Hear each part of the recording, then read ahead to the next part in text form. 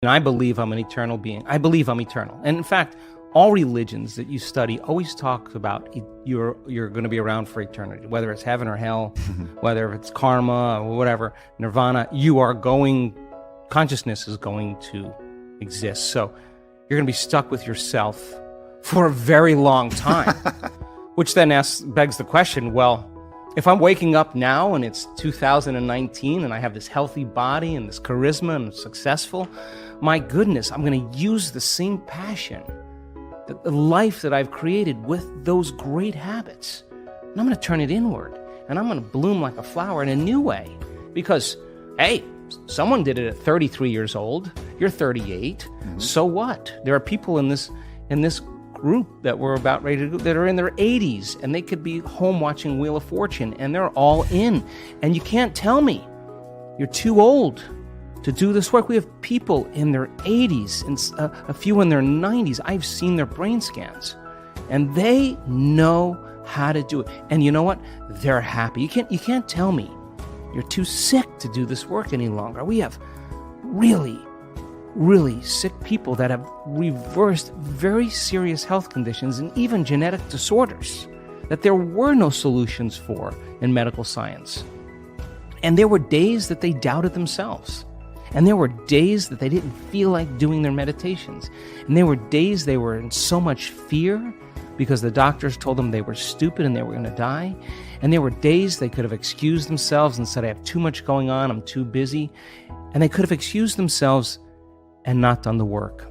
But guess what? They did it anyway. They overcame the conditions in their environment. They overcame their beliefs. They overcame those programs, the conditioning. They overcame their body. They overcame their fear. Their love for life started to become greater than their fear of death. That's just because they made the effort to turn the battleship around. And you can't even tell me that you're too overweight or too underweight or too out of shape. I've seen it on all shapes and sizes. You can't even tell me that you never meditated before. In fact, many times people who have never meditated before have the most profound readings because they're not trying to do anything or expect to do anything or doing it their way. They're just following what you tell them to do. And in their innocence, they run right into something really big. So what? At 38 years old, practicing this, you could say then my new goal is to live for 150 years in a body that's 38 or 48. And we're measuring telomeres. We have people, many people, their biological age is way different than their chronological age. They don't care that they're 38. Their body tells them they're 28. And why? Because they're working with down-regulating genes for disease and up-regulating genes for health every day. Why? Because they understand that they can. And if you don't understand that you can and you're ignorant, then it doesn't work. So then people who actually say, I'm going to experiment. I'm going to become the scientist with my life. I'm going to measure the effects of me at cause. That's how I live. I say, all right, I'm going to change my energy. I can tell you, nobody changes. In all the years I've been doing this, nobody changes until they change their energy. And when you change your energy, you change your life. And why not every day instead of getting up and searching for your cell phone? 86% of the people that have a smartphone, the first thing they do when they wake up is they do their WhatsApp, their text, their Facebook. They take a picture of their feet, they post it on Facebook. Then they do their Instagram, take a picture of their cat, and then they link in and then they check one email, the other email, they check the news, and now their attention on everything known in their life. They reaffirm their identity, and then they go through all those routine behaviors. 95% of them, they're not even present and conscious of. There's just a group of them. Or they're remembering their problems in their past. That's how they start their day.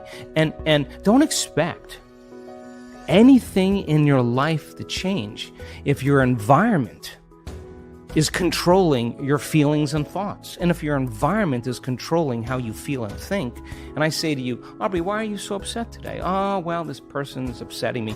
What you're really saying is that person is controlling your feelings and your thoughts, and that means you're a victim to your environment. Well, to turn that around and you start realizing your feelings and thoughts create your environment, and you start seeing the effects of you at cause, you're going to react less to the people in your life because you're going to understand that you'll be back to the victim consciousness. And when you start seeing that you're creating outcomes in your life, you're going to believe more that you're the creator of your life and less the victim of your life. And I say, the more you practice it, the better you get at it. It's a movement now. I mean, I'm waking up in my dream. I honestly, Aubrey, never thought that I would witness what I'm witnessing in this lifetime. And there's a new consciousness emerging. There's something happening where people are latching on to their own empowerment, latching on to their own unlimitedness. And it's becoming very contagious. So the person, I used to golf a lot with my friends, and I used to say to them, I'm a decent golfer, but I'd say to them, I'm just not good enough to get upset. I'm really not. But I'm going to have a lot of fun, and I'm going to play. And the more fun I have, the better I play. I watch, you duff a shot, and then you start getting angry and frustrated. It's the same thing.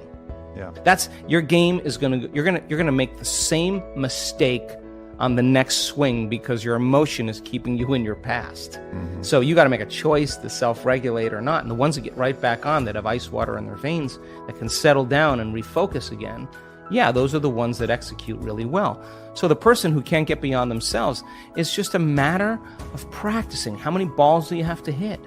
How many punches do you have to throw? How many kicks do you have to throw? Till all of a sudden you start looking forward to doing it. And yeah, I can tell you this because I've been doing it for a very long time. Some days are easier than others, but I'm not going to give up. I'm just not. If I'm going to carve out some time, then I'm all in. I'm not going to shut my cell phone off. I'm going to disconnect from it. It's all going to be there when I get back. What I'm going to do is I'm going to make my inner world more real than my outer world. And step by step. You can't get impatient doing this. You can't get frustrated doing this. You can't get resentful doing this. You can't force it or control it doing it. I've seen what happens in the brain. You're going to make your brain worse. So sooner or later, you start figuring out that isn't it. And all of a sudden, you start following the instructions. And you start going, wow, that was really easy. What was I doing up to this point?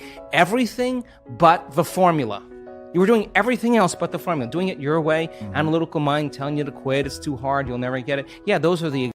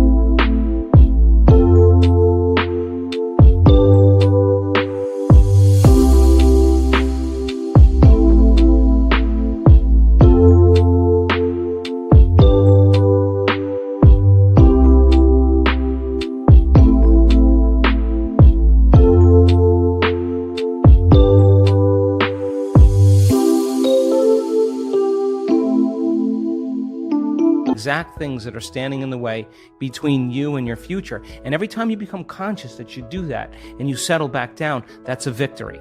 Every time your body wants to get up and check an email or check the cell phone or get up and get a cup of coffee and you settle it down, you're telling the body it's no longer the mind, that you're the mind. Every time it wants to go back to the past and romance some trauma just to reaffirm some emotional state, and you become conscious of that and you say, where I place my attention is where I place my energy, and I'm siphoning energy out of the present moment into the past, and you become conscious of it and you return back to the present moment, that's a victory. And every time you start thinking about the staff meeting at 6 o'clock or 5 o'clock in the afternoon, and that's the known, and you stop and you return back to the present moment, you're disinvesting your attention and energy out of that future, and you're making room for the unknown in your life, and that's a victory. And when your will gets greater than the program, because most people lose their free will to programs, because they are on that wheel where you could take their yesterday and lift it up and set it on their tomorrow, because they're in the habit of doing everything in a routine way. So then when they lose their free will to a program and their body which is a habit, has become the mind. Now their body's dragging them into a predictable future.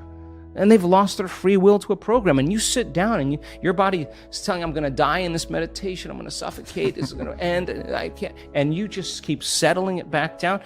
Every time you do that, it's a victory. I hope you enjoyed this amazing speech by Dr. Joe Dispenza and you got the inspiration and motivation to quit the victim mentality and go to the winner's side. We'll continue with our daily challenge. Can you complete the inspiring quote and give us the right answer? If you can do it first, you're the daily winner. Many of you knew the right answer the last time, so congratulations to everyone with the correct answer. We were looking for 2 words. The quote was Joe Dispenza's and goes like this: we should never wait for science to give us permission to do, and the correct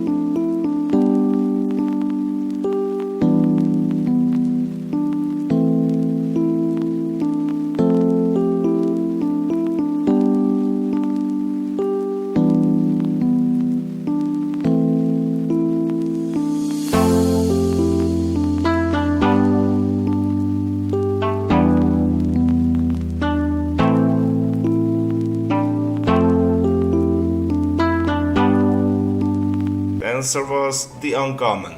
So we should never wait for science to give us permission to do the uncommon.